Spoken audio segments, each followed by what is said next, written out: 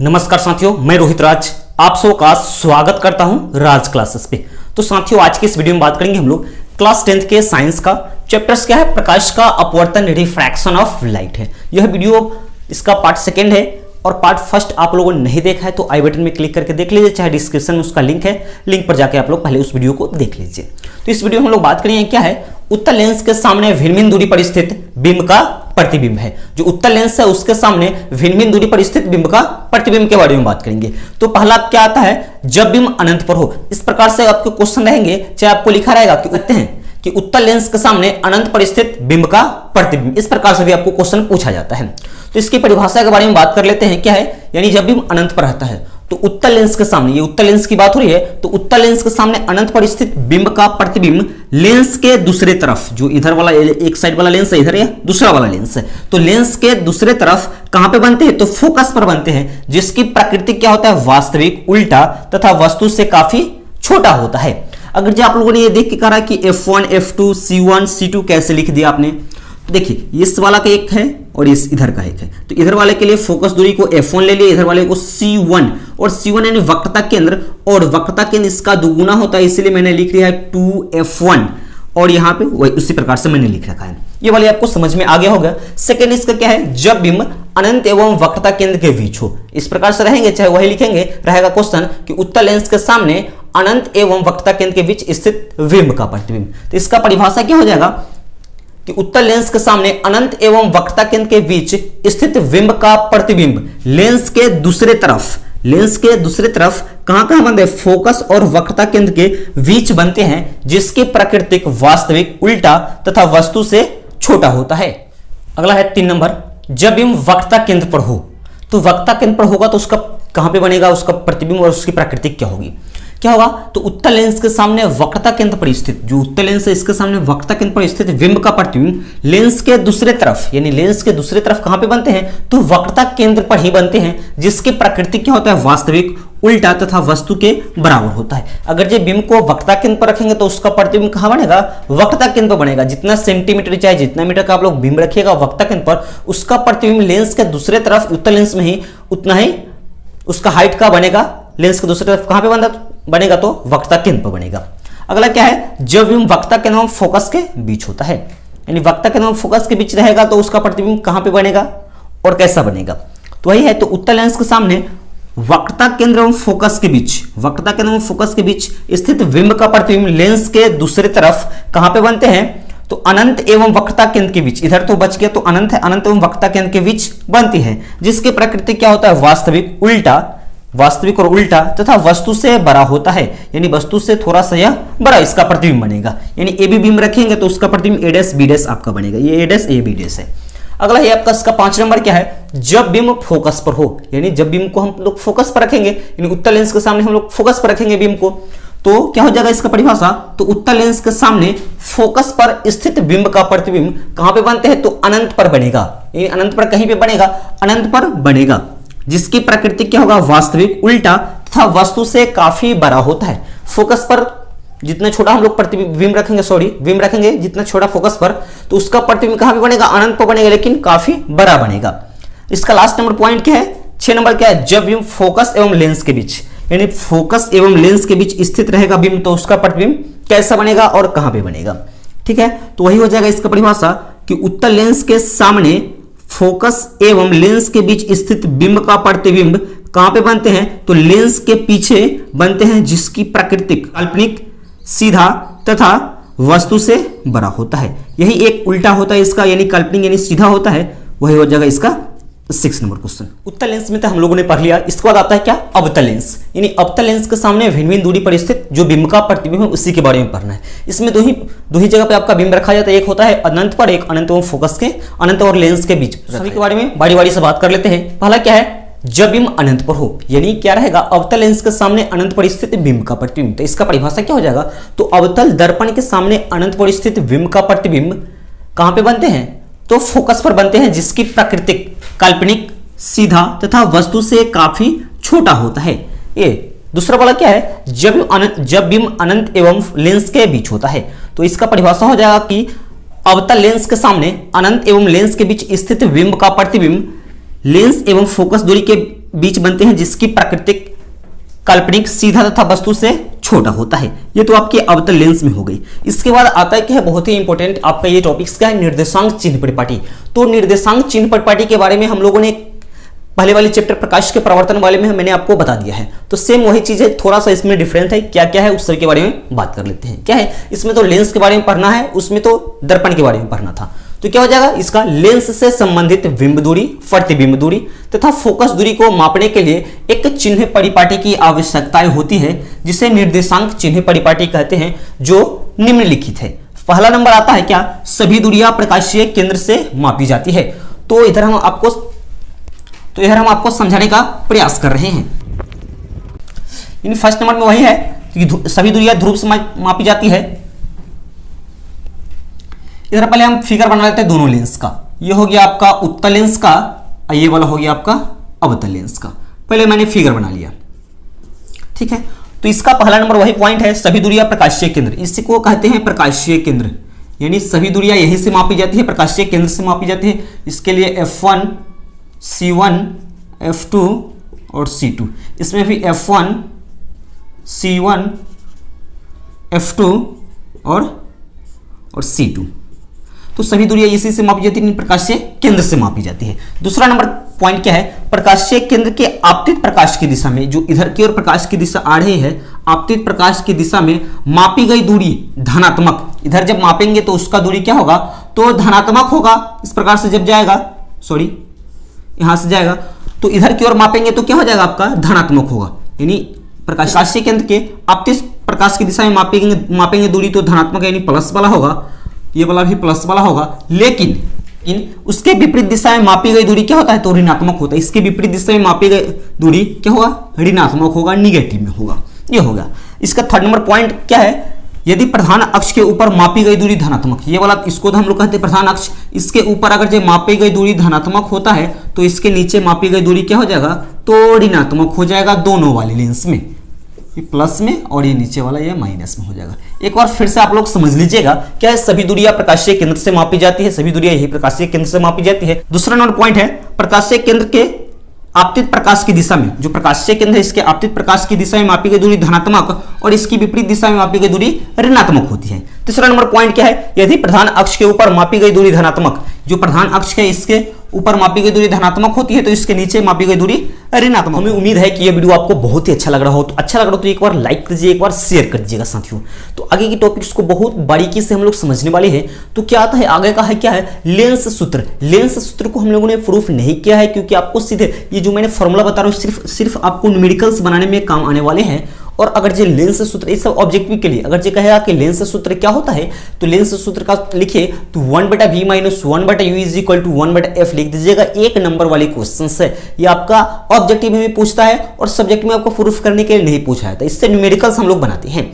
इसके बाद आता क्या है, आवर्धन, मैग्निफिकेशन। इस सब चीज के बारे में हम लोगों ने प्रकाश के प्रवर्तन वाले चैप्टर्स में बात किए थे, लेकिन उसमें हम लोग दर्पण के बारे में बात किए थे। लेकिन इस वाले चैप्टर में हमें लेंस के बारे में पढ़ना है, तो लेंस के बारे में इसमें हम बात करेंगे।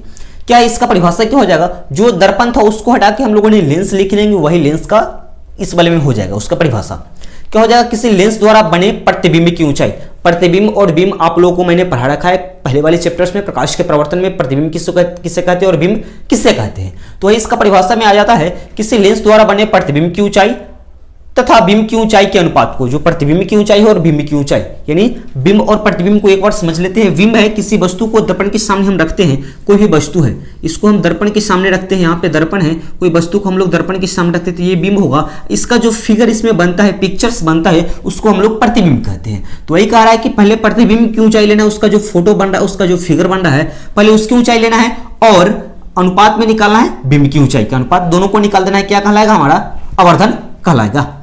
इसके बाद क्या आता है, इसका कुछ स्टार्ट पॉइंट्स मैंने रखा है। माना किसी लेंस द्वारा, यानी कोई भी लेंस हो, उत्तल लेंस हो, अवतल लेंस हो, उससे मतलब नहीं है, यानी किसी लेंस द्वारा बने प्रतिबिंब की ऊंचाई, जो प्रतिबिंब बनता है उसकी ऊंचाई को मैंने h2 ले लिया है और बिंब की ऊंचाई को कितना ले लिया है, h1 ले लिया है। तो आवर्धन को हम लोग निकालेंगे तो आवर्धन बराबर क्या हो जाएगा, यानी आवर्धन को हम लोग किससे डिनोट करते हैं, तो आवर्धन को हम लोग m से प्रदर्शित करते हैं, m से डिनोट करते हैं। तो क्या हो जाएगा, h2/h1, ये तो हम लोग अनुपात निकाल लिए। या इसका जब हम लोग आवर्धन का व्यंजक निकालेंगे, इसकी फॉर्मूला को थोड़ा सा प्रूफ करके हम लोग लाएंगे तो ये चीज हमें आएगा। क्या आएगा, m is equal to h2/h1 यानी प्रतिबिंब की ऊंचाई बटा बिंब की ऊंचाई इज इक्वल टू u/v आएगा। तो u को क्या कहते हैं, तो u को कहते हैं विंब दूरी और v को कहते हैं प्रतिबिंब दूरी, v/u ये v/u हो जाएगा।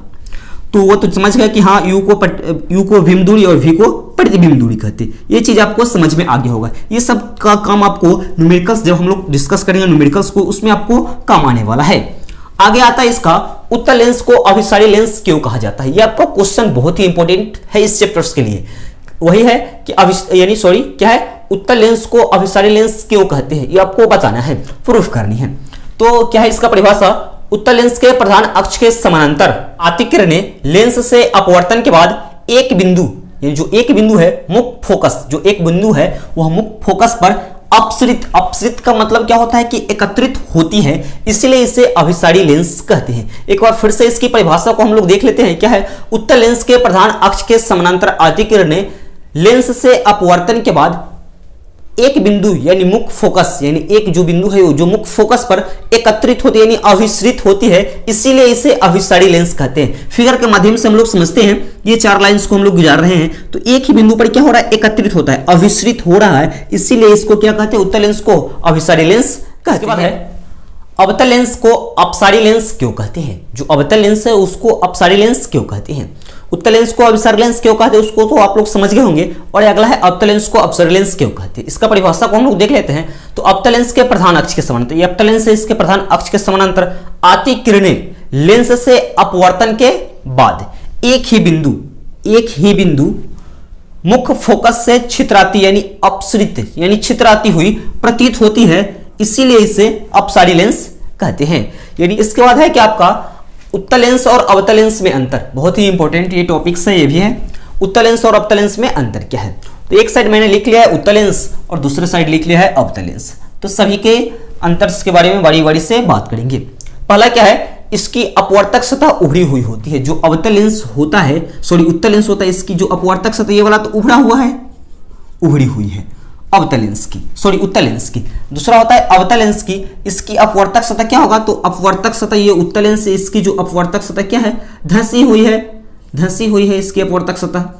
दूसरा नंबर पॉइंट क्या है, इसमें वास्तविक तथा काल्पनिक दोनों प्रकार के प्रतिबिंब बनते हैं। जो उत्तल लेंस में वास्तविक और काल्पनिक दोनों प्रकार के इसमें प्रतिबिंब बनते हैं, लेकिन दूसरा नंबर पॉइंट अवतल लेंस में क्या है, इसमें केवल काल्पनिक प्रतिबिंब बनते हैं, यानी अवतल लेंस में केवल काल्पनिक प्रतिबिंब ही बनते हैं।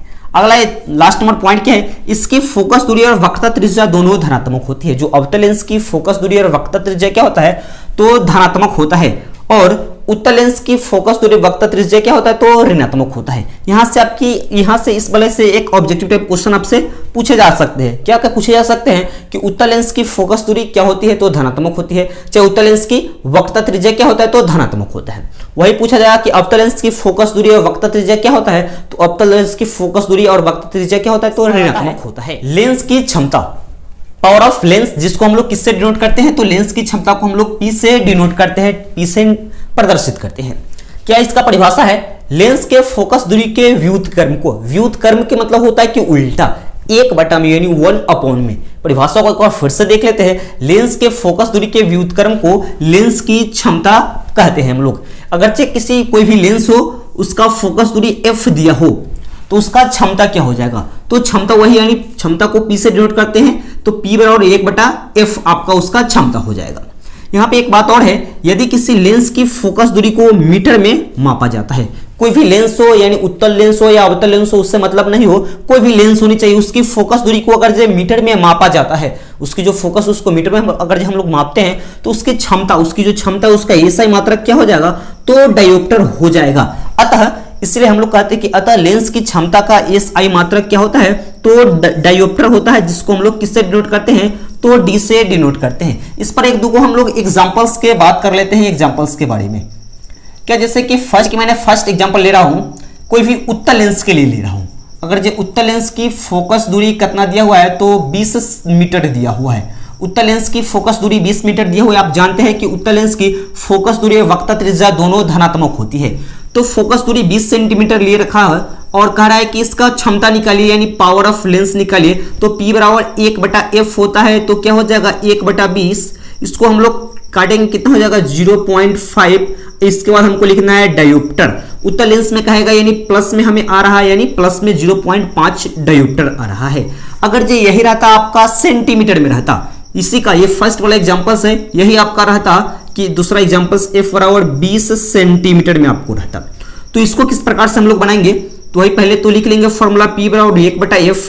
तो क्या हो जाएगा 1/20 सेंटीमीटर है। लेकिन आप जानते हैं यहाँ पे पहले बता रहा हूं कि फोकस दूरी को किस में मापते हैं, तो मीटर में मापा जाता है, लेकिन हम तो यहाँ पे सेंटीमीटर में लिए हैं, तो इस वाले को हमको मीटर में करने के लिए 100 ऊपर गुना कर देना होगा। इससे अब काटना होगा, तो 20 पंचे 100, तो p बराबर कितना हो जाएगा, तो प्लस में 5 डायोप्टर हो जाएगा। यही आपको ध्यान रखना है कि जो आपका क्वेश्चन दिया गया है सेंटीमीटर में दिया गया है या मीटर में दिया गया है, उस सबको आपको देख लेना है कि अगर जो सेंटीमीटर में दिया है तो ऊपर वाले में कितना से गुना करेंगे, तो 100 से गुना करेंगे, उसके बाद हम लोग क्वेश्चंस को बनाएंगे। अगर जो मीटर में दिया हुआ है तो कुछ गुना करना नहीं होगा। और एक दो एग्जांपल देख लेते हैं। अब अवतल दर्पण में देख लेते हैं, सॉरी अवतल लेंस में देख लेते हैं। अवतल लेंस में अगर जो अवतल लेंस की फोकस दूरी यानी माइनस में होता है, अवतल